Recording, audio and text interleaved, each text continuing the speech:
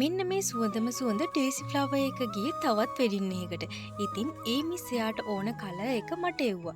ඒකේ තිබ්බ කොළ පාට ඒ විදිහටම හදලා ඕන කියලා. ඇත්තටම මටත් හිතා ගන්න බැරි වුණා මේ කොළ පාට මේ සුදු පාටත් එක්ක මෙච්චර ලස්සනට මැච් වෙයි කියලා මමත් ඇත්තටම හිතුවේ නෑ. හැබැයි මේ පෙති වලට ගත්ත අපි කලර් එක නම් එච්චර සාර්ථකුනේ නෑ.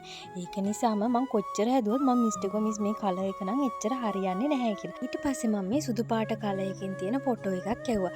ඉතින් ඊට පස්සේ මිසුත් ඒකට කැමති වෙලා නංගි ඔයා කැමති විදියට ඔයාට ලස්සනයි කියලා හිතන විදියට ඕක හදලා මට දෙන්න කියලා. කොහොම හරි ඒ කිව්වා වගේම මෙන්න මේ වයිට් එකට මෙන්න මේ ග්‍රීන් එක ගොඩාක් මැච් වුණා.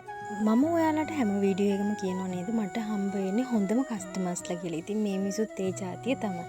මොකද මාත් එක්ක කතා කරලා මම කැමති විදිහට තමයි එයා ගොඩක් වෙලාවට කරන්න මට දුන්නේ. මොකද ඒගොල්ලොත් එක්ක මම කතා කරලා මෙහෙම තිබ්බොත් හොඳයි නේද කියලා ඒව හැමදේම මම හද පෙන්නනවා. මම අන්තිමට මේ ඔක්කොම කරන්න කලින් මං නෙට් එක දාලා පෙන්නනවා. ඊට පස්සේ රිබන් එක දාලා පෙන්නනවා. හැමදේම ඒගොල්ලොත් එක්ක මං කතා කරනවා. පෙන්නලා තමයි මම මේ ඔක්කොම හදන්න ගත්තේ. ඉතින් මම මේකේ ලස්සන නෙට් පැකින් එකක් කළා. ඉතින් මං ඊළඟ වීඩියෝ එකේ මං ඒක අරගෙන එන්නම්.